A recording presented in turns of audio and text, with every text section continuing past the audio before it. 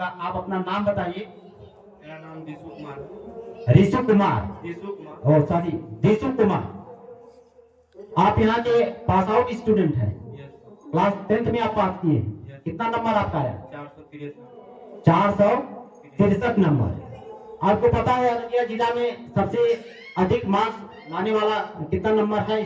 कितना नंबर है? 489। 489। आपका कितना है? 463। कितना नंबर कम है आपका? 26 नंबर। 26 नंबर कम है। बहुत बड़ा अंतर नहीं है, थोड़ा सा मेहनत किए होते तो आप भी जिला टॉपर बन सकते हैं। बहुत अच्छा, फिर भी आपने प्रयास किया। आप बताइए एम्बिशियस पॉइंट के आप स्टूडेंट हैं, कैसे पढ़ाई होती है यहाँ पर? यहाँ पर अच्छी पढ़ाई होती है, सिलेबस पूरा किया जाता है। अच्छा, अच्छी पढ़ाई होती है, सिलेबस पूरा किया जाता है। तो आप भी बताइए, क्या यहाँ पर सारे सब्जेक्ट पढ़ाए जाते हैं?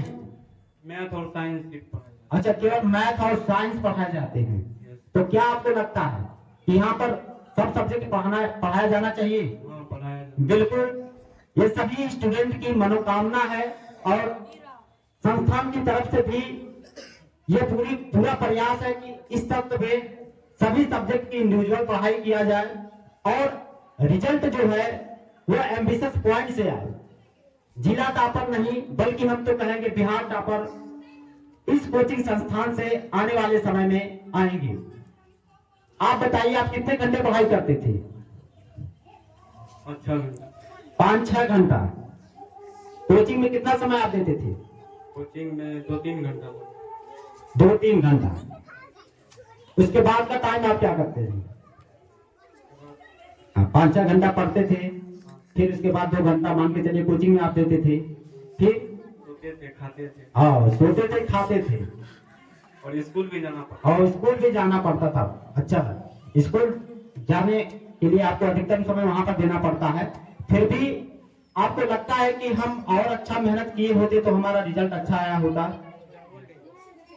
अच्छा, आपको कहने कहीं कमी दिख रही है। अच्छा, आप बताइए, कमी आपके अंदर है कि कोचिंग संस्थान के अंदर रिजल्ट आपका कैसे अच्छा आने से रह गया? मेरे ही अंदर कमी था। आपके अंदर कमी था। देखिए, सही बात है, कमी तो हर इंसान के अंदर होता है, जरूरत होती है उसको दूर करने के लिए।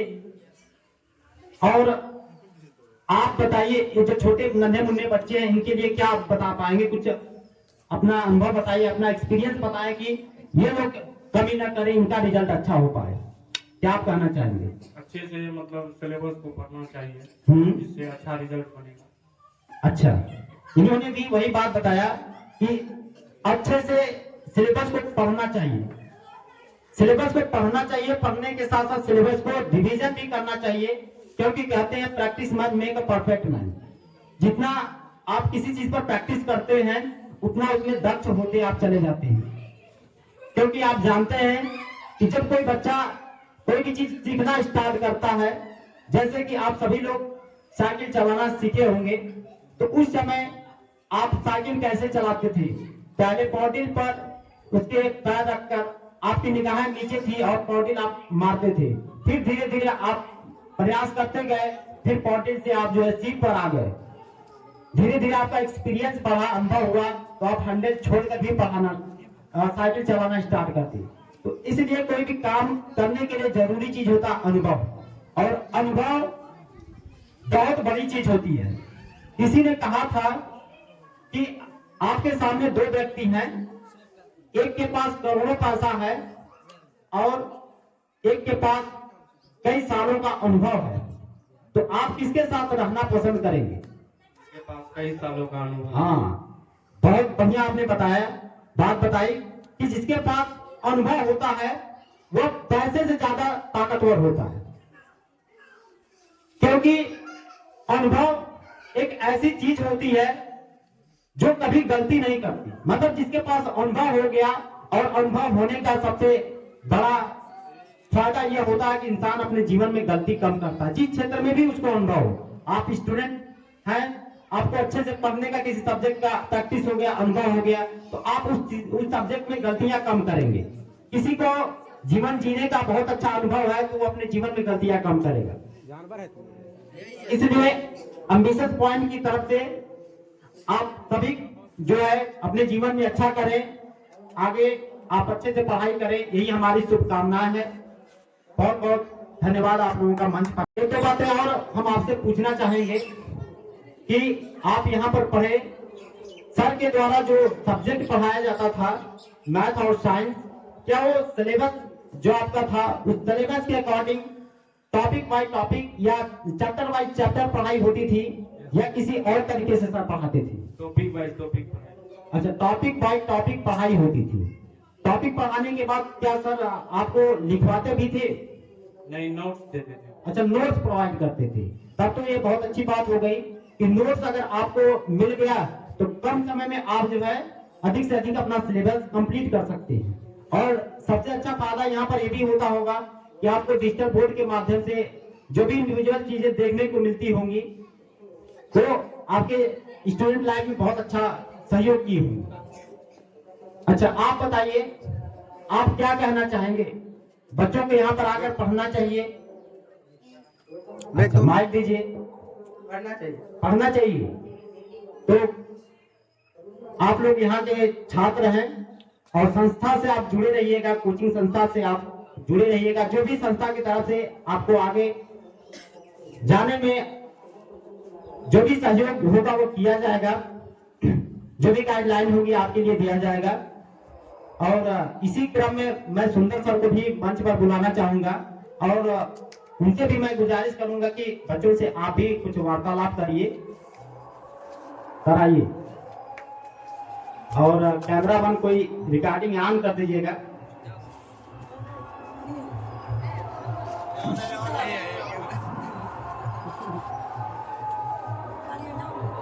जैसा कि आप लोगों का मैथ और साइंस सिलेबस आप लोगों का समय से 2 महीना भी तो प्लीज जी आप बताइए, जैसे साइंस का पढ़ाई हुआ था वो जैसा होना चाहिए वैसा हो पाया या नहीं? बहुत अच्छे तरीके से हुआ था क्योंकि हर टॉपिक को डिटेल में यहाँ पे समझाया गया था और जो होता है किसी के अंदर मतलब डिटेल में यहाँ पे समझाया गया था और चीजों को समझाया गया था, हटाया नहीं गया था। क्योंकि आज के जो होते हैं ना वो रिजल्ट लाने के लिए रट लेते हैं चीजों को, बट वो रट के केवल रिजल्ट ला लेता है, वो भविष्य में कुछ कोई काम का नहीं हो पाता। इसीलिए यहाँ पे चीजों को समझाया गया था हर एक टॉपिक पर। मैथ की पढ़ाई यहाँ पे कैसी हुई थी? मैथ की बहुत अच्छे तरीके से हुई थी क्योंकि मैथ का जो भी चैप्टर शुरू होता था सबसे पहले उसका थ्योरी पढ़ाया जाता था। सबसे पहले उसका थ्योरिकल कॉन्सेप्ट क्लियर होता था, उसके बाद ही उस चैप्टर में जो सवाल होता था उसको सॉल्व किया जाता था। क्या यहाँ ऐसा कभी हुआ था कि सर सवाल को नजरअंदाज करके आगे बढ़ जाते थे? नहीं, ऐसा कभी नहीं हुआ था क्योंकि यहाँ पे ऐसा बोला जाता था कि कोई भी बुक लाओ, सिर्फ हमें एक क्वेश्चन से मतलब है, बुक कोई भी हो हमको उससे मतलब नहीं है। क्या थ्योरेटिकल पोर्शन पूरा डिटेल में एक्सप्लेन किया जाता था यहाँ? बिल्कुल बिल्कुल।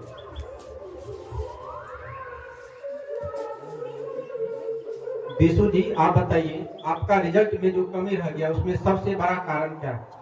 सही ईमानदारी पूर्वक आप बताइएगा। अच्छा से रिवीजन नहीं किया। या मेरे द्वारा नहीं हो पाया कि आपके द्वारा नहीं हो पाया? मेरे द्वारा नहीं हो पाया। क्या आपको लगता है यदि आप ज्यादा नहीं 4 घंटे भी पर डे सिलेबस को पढ़ते तो बिहार टॉपर में आपका नाम आ सकता था? ईमानदारी पूर्वक आप बताइए, आप पर डे कितना घंटा पढ़ते? उसमें जरा सा भी झूठ आपको नहीं बोलना। 4-5 घंटा। कोचिंग स्कूल सेल्फ स्टडी हम पूछ रहे हैं। हाँ, सेल्फ स्टडी 4-5 घंटा हो जाता था आपका? Yes sir. ये बहुत अच्छी बात है। अच्छा, आपका क्या एक्सपीरियंस रहा आप इतने दिन हमारे कांटेक्ट में? तो आप 1 साल रहे, केवल 10th में हमसे आप पढ़े हैं।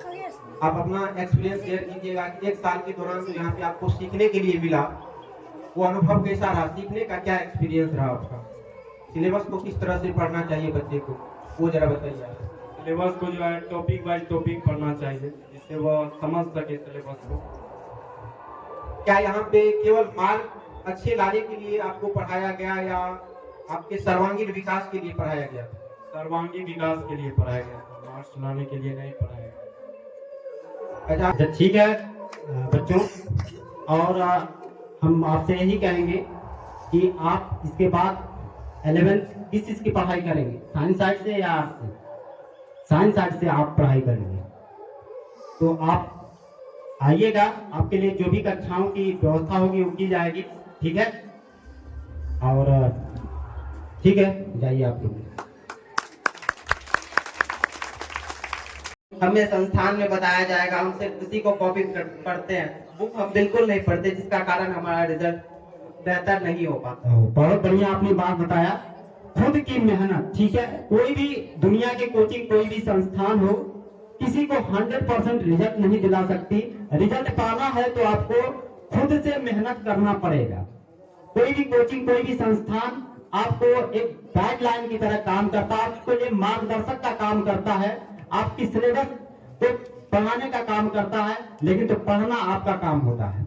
इसलिए जो भी सब्जेक्ट, जो भी सिलेबस कोचिंग के माध्यम से पढ़ाए जाते हैं, बच्चों को जरूरी होता है कि उसका रिवीजन करें, प्रैक्टिस करें, तभी उनका आने वाले समय में रिजल्ट अच्छा हो पाएगा। बहुत अच्छी बात आपने बताई। अब मैं नेक्स्ट स्टूडेंट से बात करना चाहूँ।